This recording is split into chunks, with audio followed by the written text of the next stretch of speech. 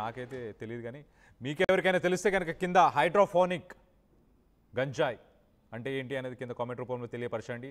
ఇలాంటి ఈ మధ్య కాలంలో మన భారతదేశంలో గంజాయిపై ఒక రకంగా వార్ చేస్తున్నారు పోలీసులు కానీ నార్కోటిక్స్ డిపార్ట్మెంట్ కానీ. వీళ్ళందరూ గడిచిన కొన్ని నెలల్లో చాలా ఇలాంటి అన్ని కేసెస్ని పట్టుకునే ప్రయత్నం చేస్తున్నారు.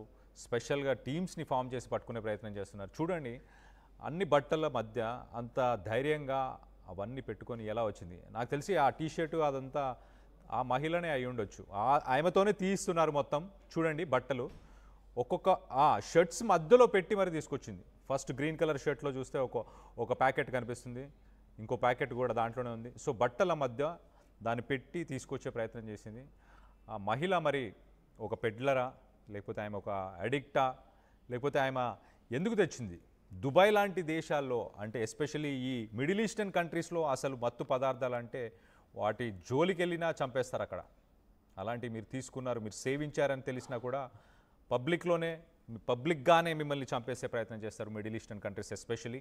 మరి అలాంటి దుబాయ్ నుంచే 6 కిలోలు తీసుకొచ్చింది. మరి ఆ దుబాయ్కి